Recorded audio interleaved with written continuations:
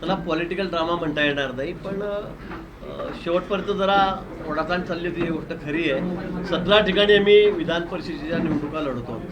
त्यापैकी 6 ठिकाणी निवडणुका बिनविरोध झाल्या आहेत. काही ठिकाणी जाहीर पाठिंबा उमेदवारांनी या ठिकाणी दिलेला आहे. तसंच नाशिकला सुद्धा थोडं उमेदवारी इथे जागा जी आहे ती शिवसेनेला गेलेली आहे, शिंदे साहेबांच्या गटाला गेलेली आहे. पण आमच्याकडून गणेश गीते असतील, गोकुळ गीते असतील, त्यांचं म्हणणं होतं की बाबा आम्हाला लढायचंच आहे, त्यांची मागणी होती आणि ती सुरुवातीपासून होती. पण मधल्या काळामध्ये अपक्ष आलेले लढणारे पुन्हा शिवसेनेत गेले आणि मग त्यांची जागेवर शिवसेनेचा क्लेम झाला. हे खरं आहे, ते सत्य आहे. आणि म्हणून मग ही जागा शिवसेनेला सुटलेली होती महायुतीमध्ये वाटप करताना. म्हणून आम्ही गणेश गीतेंनाही विनंती केली, गोकुळ गीतेंनाही विनंती केली की आता जागा आपली नाही आहे. इथे नरेंद्र दराडे आहेत, त्यांची उमेदवारी निश्चित झालेली शिवसेनेकडून, म्हणून आपण फॉर्म मागे घ्यावा. या बाबतीमध्ये गेल्या 5-6 दिवसापासून चर्चा सुरू होती, पण आज त्याचा मुहूर्त निघालेला आहे.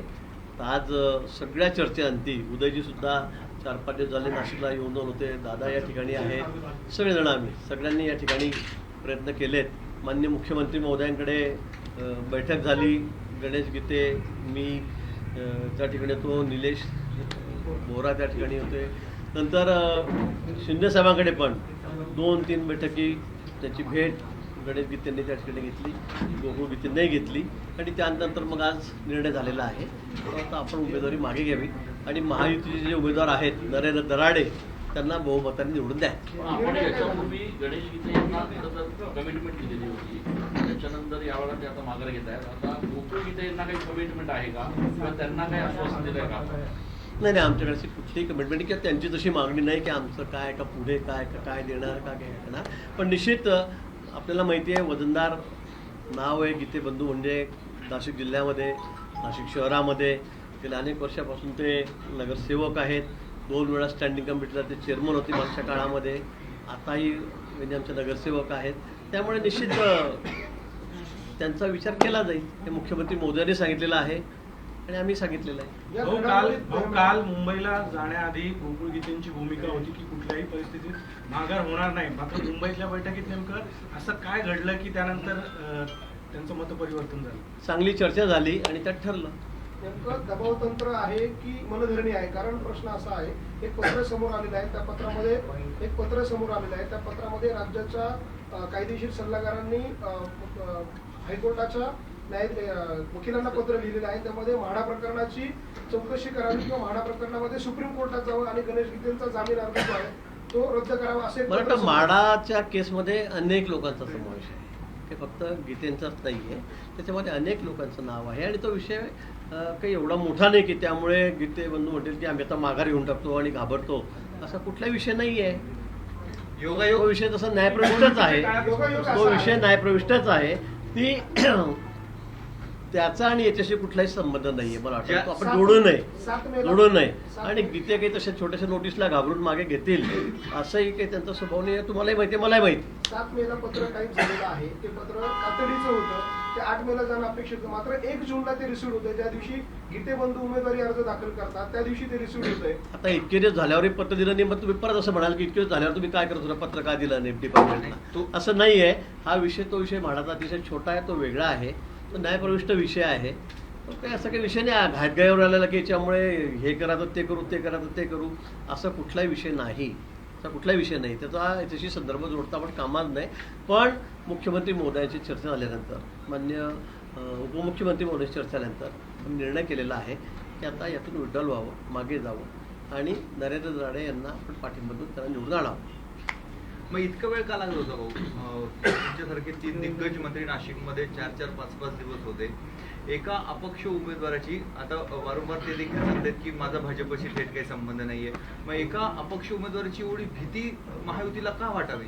त्या भीतीने गीते, गणेश गीते आहेत ते आमच्याशी जुळले, तुम्हाला माहिती आहे. माझ्या किती जवळचे संबंध आहेत त्यांचे तुम्हाला माहीत आहे.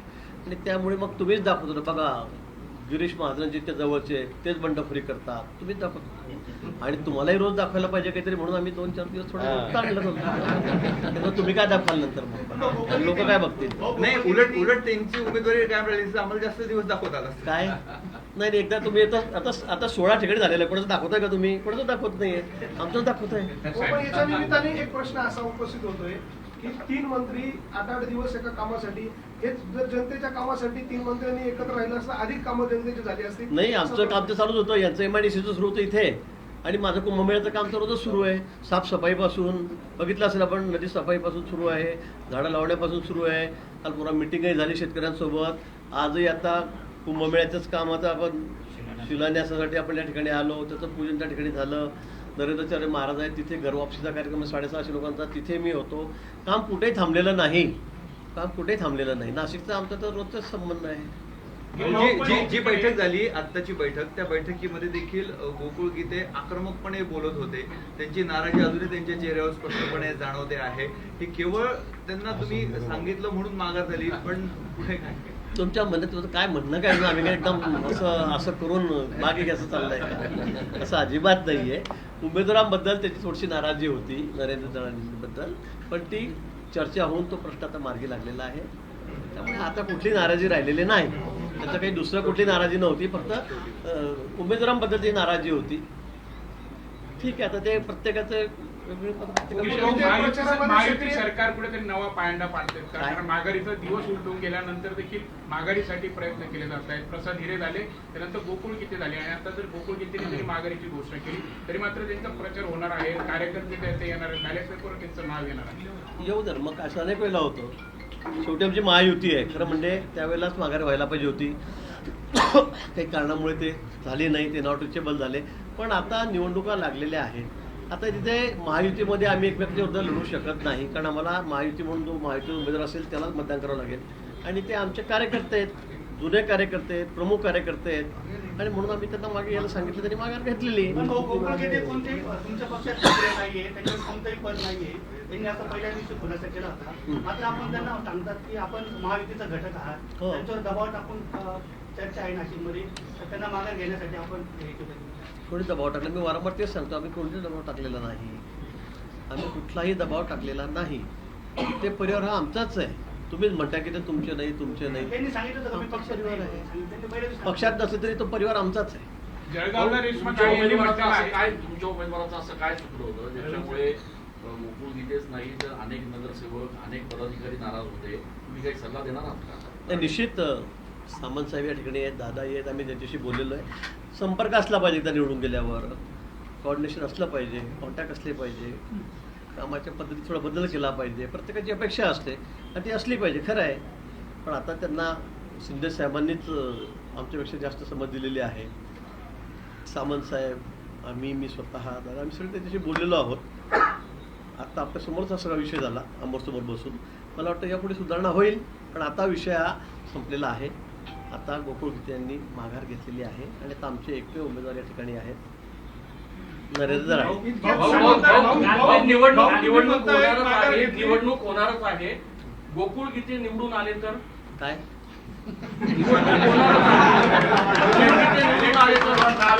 मग काय आमदार होतील? ते निवडून आले तर आमदार होतील. कोणत्या पक्षाकडनं? अरे भाऊ, पण आता पक्ष नाही ते कुठला. भाऊ, मागच्या निवडणुकीत असाच अनुभव झाला होता. शिवाजी साने उभे होते, स्वतः मुख्यमंत्र्यांनी आदेश दिला होता एकही मत फुटायला नको, शिवाजी सानेंना निवडून आणायचं, तरी त्यांचा पराभव झाला होता. यावेळेला तुम्ही नगरसेवकांना अशी काय संदेश देणार आहात, काय आदेश देणार आहात की मत इकडे तिकडे जाणार? काय संदेशाची गरज नाही. आता यांनी माघार गेल्यानंतर आम्ही आमचा एकच उमेदवार त्या ठिकाणी राहणार आहे महायुतीचा.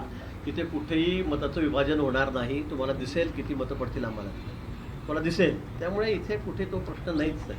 इथे सगळे 100% मतं आमचे महायुतीचे ते आम्हालाच पडतील, आम्हालाच पडतील. गोकुळ गीतेही, गणेश गीते असतील, आम्ही सगळे प्रयत्नच करणार आहोत त्यासाठी. काही आम्ही असं पाठीत खंजीर गुपसायचं आमचं कामच नाही की आता आम्ही माघार घेतली गुपचूप रात्रीतून. आणि ते काही छोटं इलेक्शन नाही आहे, तुम्हाला माहिती आहे कसं असतं इलेक्शन. त्यामुळे असं नाही होत लगेच की नुसतं फोन देऊन टाक, मत करून टाक असं होतं का? असं नाही होत. लोक सगळे इथे निवडून आले लोक सगळे सुज्ञ आहेत, बरोबर आहे. ते कसं मतदान करायचं काय सगळ्यांना माहीत आहे. त्यामुळे मला असं वाटतं की असं काहीही होणार नाही आणि आम्ही मनापासून माघार घेतली. असं काही नुसतं काहीतरी त्यांना सांगायचं म्हणून सांगायचं आणि नंतर मधून काही करायचं असा कुठलाही विषय या ठिकाणी नाही. भाऊ, पण मग एवढा आपल्या मतदारांवर विश्वास होता तर मग निवडणूक त्यांना त्यांची उमेदवारीला माघार घेण्यापेक्षा तुम्ही तुमच्या उमेदवाराचा प्रचार केला असता तर अधिक बरं झालं असतं ना, ते चाललं असतं. पण आम्ही ते सांगितलं की हा परिवार आमचा आहे, आम्हाला आपसामध्ये याच्यामुळे- आम्हाला विभाजन करायचं नाही, आपसामध्ये विभाजन करायचं नाही. याच्यामुळे- आम्हाला आम्ही सगळे एकच आहोत. तुम्हाला माहिती आहे गीते परिवाराचे माझे संबंध नाही, काय हे तुम्ही विरोध परिवाराच्या दाखवता. पलीकडे भाऊ. आता परत तुम्ही म्हणता की त्यांना उभं राहू दे, परत तुम्ही वेगळे होऊन जा. हे परिवाराच्या पुढे आहे. तुमचा मतदारांवर अविश्वास आहे असा संदेश यामधनं जातो. अजिबात नाही आवश्यक आहे. आमची महायुती आहे, महायुतीमध्ये आम्ही एका घटक पक्ष आहोत आणि मोठे भाऊ आहोत. आमचाच माणूस आमचाच उमेदवारी करत असेल, बंडखोरी करेल तर ते काही योग्य वाटणार नाही. 17 पैकी 16 ठिकाणी सगळं बरोबर झालेलं आहे. 11 ठिकाणी निवडणुका लढतोय, त्यातले 10 ठिकाणी सगळं व्यवस्थित झालेलं आहे. अब्दुल सत्तार होते, त्यांचा मुलगाही त्या ठिकाणी उमेदवार होता, बरोबर आहे की नाही? त्यांनी माघार घेतली की नाही? त्यांचंही मत देखील अधिक होतं, बरोबर आहे. जळगावला 30 परिस्थिती आहे. तिथलं काय होणार? होऊन जाईल, जळगाव झाल्या रेश्मा काळे म्हणतात की माघार घेणार नाही, गोकुळ गीतेचं जरी झालं असं तरी मी माघार घेणार ठाम आहे असं ते म्हणतात. ते सेनापती सांगतील. तिथे काही अडचण नाही आहे. जळगावची अडचण आम्हाला इथेच होती, कारण आमचं गीते बंधूंचे आणि आमचे एक वेगळे पारिवारिक संबंध आहे. त्यामुळे ते उभे राहिले म्हणजे बिल माझ्यावर फाटलं असतं, हे खरं आहे. त्यामुळे आम्ही तिथं माघार घेतली. संशयाची सुई सुरुवातीला तुमच्याकडेच होती. हो, माझ्याकडे दाखवली तुम्ही. अहो, हिंदीमध्ये 2 मिनिटं. हे गीते बंधू प्रचारात सक्रिय होणार आहेत का तसा शब्द प्रश्नच नाही, ते सोबतच राहतील आमच्या. कुणाच्या हा? प्रचारात कोणाकडे कोण आहे मग आता? आमच्या म्हणजे कोण राहिला आता? अरे तिसरं कोणीच नाही ना. स्वतः उमेदवार आहेत हा? पण काल स्वतः उमेदवार पण आहेत, बॅलेटवर त्यांचं नाव आता आहे. आता आता मग ते फारच झालं. आता एवढं त्याची माघार होते आहे, ते सांगणार आहे की मी माघार घेतो. पाठिंबा अजून काय पाहिजे आपल्याला? याच्यापेक्षा दुसरं काही नको ना. असं नसतं ते काय करतील, हे काय करतील ते सांगतील ना, ते सांगतील ना तुम्हाला. मी म्हटल्यावरच नाही, ते समोर आहेत, ते सांगतील ना तुम्हाला. इतक्याच समन्वयाने नाशिकच्या पालकमंत्री पदाचा देखील तिथे सुटेल का? काय इतक्या समन्वयाने हा जो काही तुमचा महायुतीचा समन्वय आहे, इतक्याच समन्वयाने नाशिकच्या पालकमंत्री पदाचा तिला सुटेल का? मला वाटतं आहे की टप्प्यात येतं काम. आणखी एका मंत्र्यांची एंट्री झाली आहे. हा? नाशिकमध्ये आणखी एका मंत्र्यांची एंट्री झाली आहे. कोण आहे?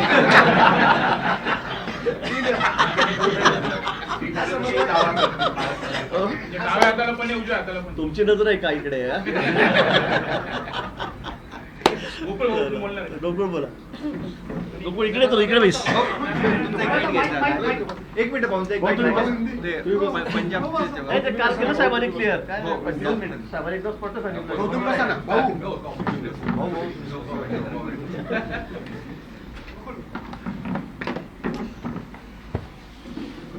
भाऊ, आज 3 मंत्री तुमच्याकडे आहेत. तुमची माघार झाली आहे का? एकंदरीत आपण सर्वच या प्रक्रियेमध्ये ठामपणे माझ्या मागे उभे राहिलात आणि एक कार्यकर्ता आणि त्या कार्यकर्त्याच्या मागे काम करणारं नेटवर्क कसं असते महाराष्ट्राला आपण मागच्या 8 दिवसात त्या ठिकाणी सतत 24 तास त्या ठिकाणी दाखवत होतात. ही निवडणूक किंवा ही जागा भारतीय जनता पार्टीच्या माध्यमातून गणेश भाऊंना मिळावी असा पूर्वी शब्द त्या ठिकाणी दिला गेलेला होता. ज्यावेळेस आपण विधानसभेची निवडणूक लढवली त्यात आपल्याला अपयश आलं आणि त्यानंतर पुन्हा गिरीश भाऊंच्या माध्यमातून गणेश भाऊंना त्या ठिकाणी भारतीय जनता पार्टीमध्ये पुन्हा आपली त्या ठिकाणी रिएंट्री झाली. त्यावेळेस विधान परिषदेची जागा भाजपला घेऊन ती जागा गणेश भाऊंना मिळावी असं त्या ठिकाणी मुंबईमध्ये त्या ठिकाणी शब्द घेतलेला गेलं होतं. पण आपण बघितलं का मागच्या रविवारी साधारणतः 31 मेला कदाचित मी 1 जूनला त्या ठिकाणी फॉर्म भरला. 31 मेला ही जागा महायुतीमध्ये शिंदे गटाला सुटल्याने भाऊंचा फॉर्म तर आपण 30 मेलाच त्या ठिकाणी भरलेला होता. आणि एकंदरीत या मतदारसंघातलं सगळं दूषित वातावरण, कार्यकर्त्यांचा रेटा त्या ठिकाणी 31 मेला सायंकाळी कार्यकर्त्यांनी मला खूप आग्रह केला की आपण ही निवडणूक लढवली पाहिजे, अपॉर्च्युनिटी आहे आणि आपण त्या ठिकाणी पुढे गेलं पाहिजे. आणि म्हणून 1 जूनला मी त्या ठिकाणी फॉर्म भरला. 2 आणि 3 जूनला त्या ठिकाणी मला गिरीश भाऊ महाजनांच्या माध्यमातून गणेश भाऊंना त्या ठिकाणी फोन आले. मला पण त्या ठिकाणी त्यांनी कॉन्टॅक्ट केला आणि या निवडणुकीत आपण थांबलं पाहिजे असं त्यांनी मला सांगितलं. पण निवडणूक आणि कार्यकर्त्यांचे मतं जाणून घेतल्यानंतर ही निवडणूक माझ्या हातात आहे असं एकंदरीत वातावरण कालपर्यंत मला जाणवत होतं. असू शकतं पण एकंदरीत सगळ्याच गोष्टी आपल्याला माहीत आहे का आपण पहिल्या दिवसापासून महाजन आणि गीते एक निकटवर्ती हा शब्द आपण त्या ठिकाणी जोडला गेला आणि ते आहेच, ते आमचे मार्गदर्शक आहेत. मी जरी प्रत्यक्ष भारतीय जनता पार्टीचा त्या ठिकाणी सक्रिय कार्यकर्ता नसलो तरी त्या ठिकाणी त्यांचा एक कृपाशीर्वाद सदैव त्या ठिकाणी गणेश भाऊंच्या आणि आमच्या कुटुंबाच्या मागे राहिलेला आहे. आणि अशा वेळेस राज्याचे वरिष्ठ नेते आदरणीय फडणवीस साहेब, शिंदे साहेब यांना असं कुठेतरी संशय येत होता की या ठिकाणी गोकुळ गीतांना त्या ठिकाणी गिरीश महाजनांचंच त्या ठिकाणी पाठबळ मिळतं काय. आणि त्या माध्यमातून मागच्या 3-4 दिवसापासून त्या ठिकाणी त्या ठिकाणी गिरीश भाऊ मोठा त्या ठिकाणी वरचा दबाव होता की नाही हे तुमच्या हातात आहे ना, असं का होत नाही. मधल्या 8 दिवसापासून या ठिकाणी उदय सामंत साहेब पण नाशिक जिल्ह्याच्या या समन्वय समिती असल्यामुळे सक्रिय होते. त्यांच्या माध्यमातून आपले आमदार सुहास अण्णा कांदेंचा पण त्या ठिकाणी मला रेटा होता की सोयरे काहीतरी आपण निर्णय घेतला पाहिजे. आणि निवडणूक खरंच माझ्या बाजूने होते. जरी महायुतीचं मतदान या ठिकाणी प्रत्यक्षात जास्त असलं तरी त्या ठिकाणी प्रतिस्पर्धी उमेदवारावर खूप मोठी नाराजी या मतदारसंघात होते, असू शकते.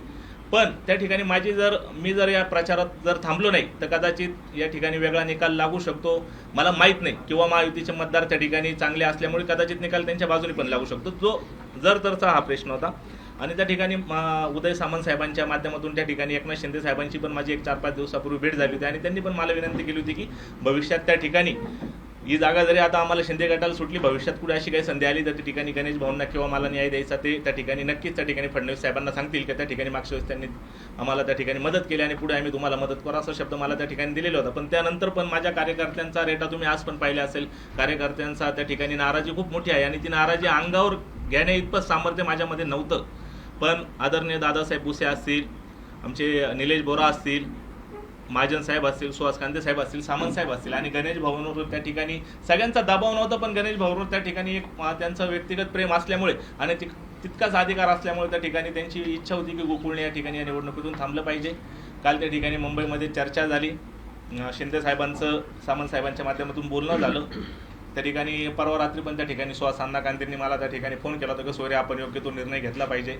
त्यांच्यावर पण त्या ठिकाणी सामंत साहेबांचं प्रेशर होता. आणि अशा वेळेस सगळेच एकमेकांना जोडले गेल्यामुळे ते किमान एकमेकांना जोडेल जरी नसलं तरी या निवडणुकीचं एक वातावरण वेगळं राहिलेलं असतं. पण पहिल्या दिवसापासून माझा बंडखोर आणि गिरीश महाजनांच्या निकटवर्ती या 2 संज्ञा माझ्या मागे लागल्यामुळे या निवडणुकीमध्ये माझ्या काही गोष्टी आपोआप माझ्या अंगावर आल्या आणि त्या अंगावर आल्यामुळे कधी कधी कौटुंबिक जबाबदारीचं पण भान आपण त्या ठिकाणी ठेवलं पाहिजे. आमदारकी मला मिळू शकते, मिळेल भविष्यात, पण हे लोक माझ्यासोबत राहिले तर अशा अनेक आमदारकी मी मिळवू शकतो.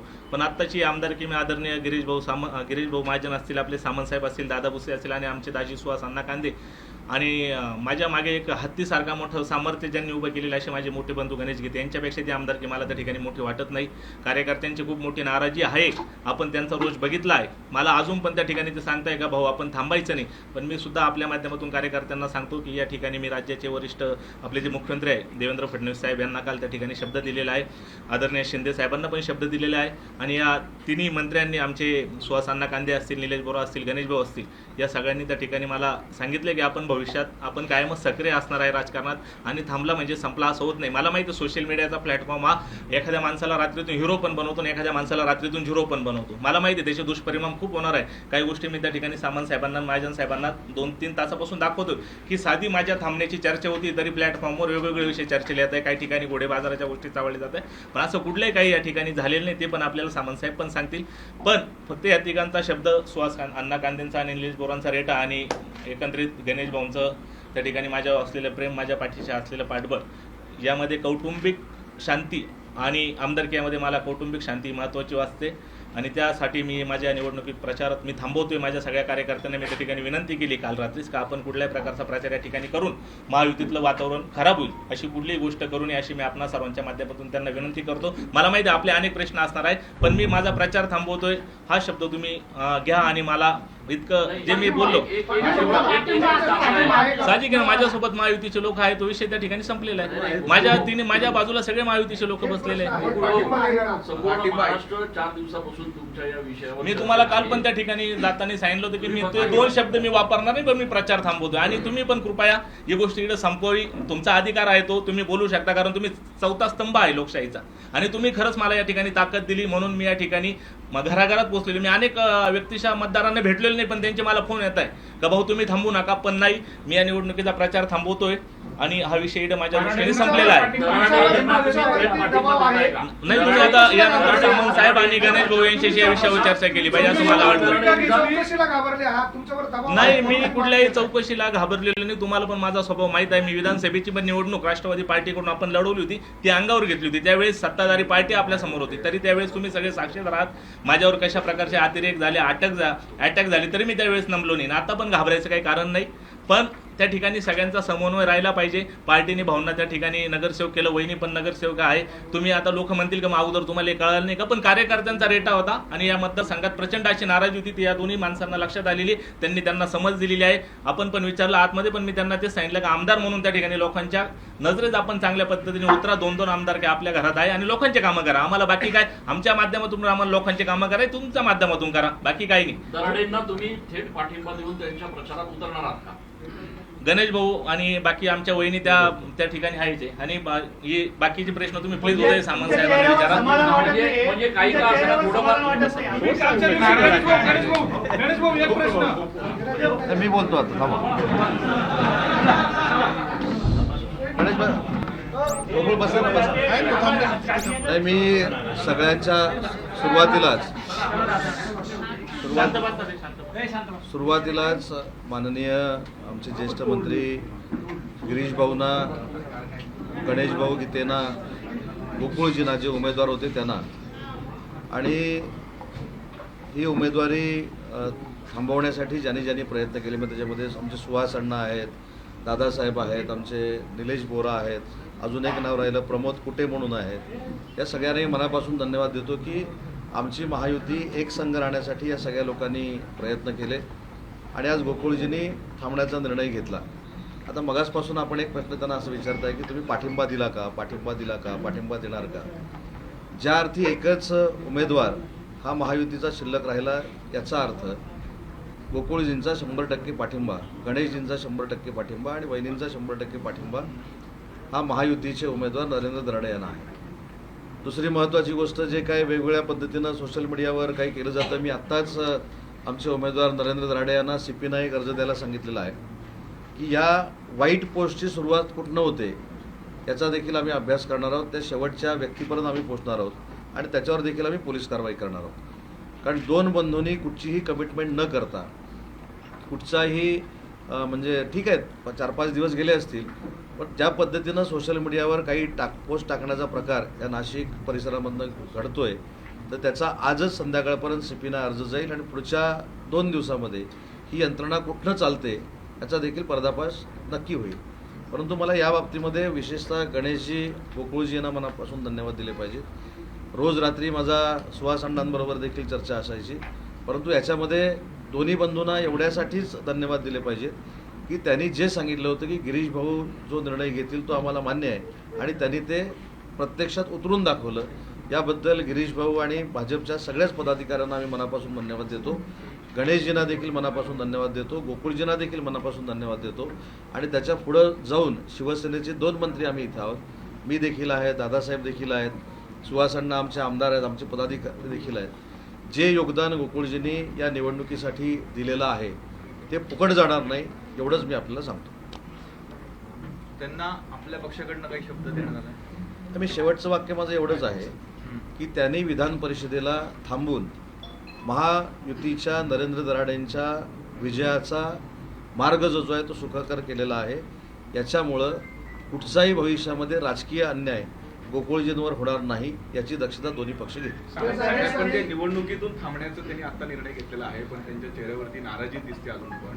ती नाराजी आपण गेल्या काही हे बघा, पहिली गोष्ट एक मिनिट पहिली गोष्ट एक सांगतो की एखादी गोष्ट तुमच्या मनाप्रमाणे जर झाली नाही तर त्याची नाराजी तुमच्या चेहऱ्यावर पण दिसते. ऐका ना आपण ऐका ना. आता कसं आहे, बिचारे गोकुळजी आता नव्यानं ह्या सगळ्या प्रक्रियेमध्ये येत आहेत. अतिशय चांगल्या पद्धतीचा तो कार्यकर्ता आहे, लोकांशी नाळ जुळलेला कार्यकर्ता आहे. भविष्यामध्ये त्यांना देखील पॉलिटिकल करिअर आहे. त्याच्यामुळं मी काय सांगितलं की प्रश्न हे मला विचारा. मी काही जास्त बोलतो किंवा गिरीश भाऊ जास्त बोलतो याच्यातला भाग नाही, पण शेवटी कार्यकर्त्यांच्यासाठी कार्यकर्ता जो असतो तो भावनिक होत असतो. तशा पद्धतीने ते भावनिक झालेले आहेत. याचा अर्थ त्यांच्या चेहऱ्यावर नाराजी दिसते म्हणून ते काहीतरी वेगळे करतील. अशा पद्धतीचं वातावरण कृपा करून तुम्हीच तयार करू नका अशी माझी विनंती आहे. सामंत साहेब, ऐका, पण ऐका, माझं होऊ बोलू द्या. द्या. माझी फक्त विनंती एवढीच आहे की कार्यकर्त्यांच्या भावना अशा आहेत की ते जर रणांगणामध्ये राहिले असते तर ते लोकप्रतिनिधी बनले असते. त्याच्यामध्ये कार्यकर्त्यांची काय चुकी आहे? कार्यकर्त्यांची काहीच चुकी नाही. मगाशी एक मिनिट प्रेस चालू आहे, थांबा जरा. प्रेस चालू आहे. मुद्दा असा आहे की मगाशच्या ज्या पण कार्यकर्त्यांच्या भावना आहेत ह्या चुकीच्या नाहीत आमच्या दृष्टीनं. कारण एखाद्या कार्यकर्त्यावर प्रेम असलं हे कार्यकर्त्यांनी जर दाखवलं त्याच्यामध्ये काय दोष आहे? त्याच्यामुळे आम्ही कार्यकर्त्यांच्या कुठच्याही भावनेशी खेळत नाही. कार्यकर्त्यांच्या भावना चुकीच्या आहेत असं आम्ही मानत नाही. त्याच्यामुळे आज जो निर्णय झालेला आहे हा महायुतीला पोषक असा निर्णय झालेला आहे. आणि पुन्हा एकदा तिसऱ्यांदा सांगतो की या योगदानाबद्दल गोकुळजींची नोंद दोन्ही पक्ष ठेवतील. साहेब, प्रसाद हिरे यांनी माघार घेतली तेव्हा त्यांनी म्हटलं की नरेंद्र दराडे हे कुठेतरी योग्य उमेदवार नाही. गोकुळ गितेने देखील याच भावना व्यक्त केल्या. कुठेतरी आपला उमेदवार चुकलेला आहे नाही, किंवा आपली जास्ती होती असं वाटतं. योग्य उमेदवार नाही अशातला भाग नाही. उमेदवार योग्य असल्यामुळेच ते पूर्वी महामंडळावर होते. त्याच्यानंतर त्यांनी देखील त्यांची राजकीय कारकीर्द व्यवस्थितरित्या पुढे नेली आहे. मुद्दा असा आहे की काही अपेक्षा विकासाच्या प्रसाद हिरेंनी जाहीर केल्या, तशाच गोकुळजींनी देखील काही विकासाच्या अपेक्षा व्यक्त केलेल्या आहेत. गणेशजींनी विकासाच्या अपेक्षा व्यक्त केलेल्या आहेत. आमच्या देखील पक्षातल्या लोकांनी विकासाच्या अपेक्षा व्यक्त केलेल्या आहेत. त्या संदर्भामध्ये माननीय एकनाथ शिंदे साहेबांशी त्यांच्याबरोबर चर्चा झालेली आहे. आणि मुद्दा असा आहे की शिवसेनेचा उमेदवार म्हणून नरेंद्र दराडे यांची उमेदवारी जाहीर जी झालेली होती त्याच्यामध्ये जे काही गैरसमज होते ते आज गिरीश भाऊंच्या नेतृत्वाखाली पूर्ण दूर झालेले आहेत. भविष्यामध्ये आम्ही एकसंघपणानं नाशिकच्या विकासासाठी काम करू. या निवडणुकीमध्ये महायुतीने सामदाम दंडभेद वापरला अशी देखील चर्चा आहे. असं कोण बोललं? या निवडणुकीमध्ये महायुतीने सामदाम दंडभेद असं सगळं वापरलं. ते जे बघा, मी याच्यातनं एवढंच सांगतो फक्त. त्याच्यातनं तुम्ही काय उत्तर घ्यायचं ते घ्या. माझ्या आयुष्यामध्ये मित्र म्हणून गणेश गीते नव्हते, गोकुळ गीते नव्हते. तर या निवडणुकीतनं गणेश गीते आणि गोकुळ गीतांसारखे मला मित्र मिळाले. याच्यातनं तुम्ही सामदाम दंड वापरला का ठरवा. गिरीश भावनेवर तुम्ही चेंडूचा तो टोलवलेला होता, त्यांनी हा विषय मार्गी लावला. तर जळगावचा तुम्ही मार्गी लावला. टोलवलेला अजिबात नव्हता. अजिबात टोलवलेला नव्हता. जशी गिरीश भाऊंची जबाबदारी आहे तशी माझी आणि दादासाहेबांची देखील जबाबदारी आहे जळगावच्या बाबतीत निर्णय घ्यायची. आम्ही त्याच्या संदर्भामध्ये देखील आजच निर्णय घेऊ आणि तो निर्णय देखील जळगावमध्ये नाही आम्ही नाशिकमध्ये येऊन जाहीर करू. जाहीर पाठिंबा जरी म्हणत असेल, सामंत साहेब, जाहीर पाठिंबा जरी म्हणत असेल, तरी बॅलेट पेपरवर प्रसाद हिरे यांचं पण नाव आहे, गोकुळ गिते यांचं पण नाव आहे. तुम्ही मतदारांच्या संदर्भामध्ये सुरुवातीपासूनच म्हणत होते ते सोबत आहे. मगाशी गिरीश भाऊनी गिरीश भाऊनी स्पष्ट भाषेमध्ये सांगितलं की बाकी ठिकाणी देखील आमच्या विरोधामध्ये उमेदवार उभे आहेत. तिथं आम्ही कोणाबरोबर कॉम्प्रोमाइजला गेलो नाही. पण गीते कुटुंब आणि गिरीश महाजन साहेबांचे हे अतिशय जवळचे संबंध आहेत. त्याच्यामुळे ही कटुता निर्माण होऊ नये म्हणून एखादं घर आमच्यापासून लांब जाऊ नये यासाठी आम्ही 8 काय 10 दिवस घातले तर काय प्रॉब्लेम आहे. पण त्याच्यातला आउटपुट सकारात्मक आहे आणि तो सकारात्मक आउटपुट त्या दोन्ही बंधूंनी दिला त्याबद्दल धन्यवाद आहे. हा आउटपुट बॅलेट पेपरवर दिसेल. अरे चालेल.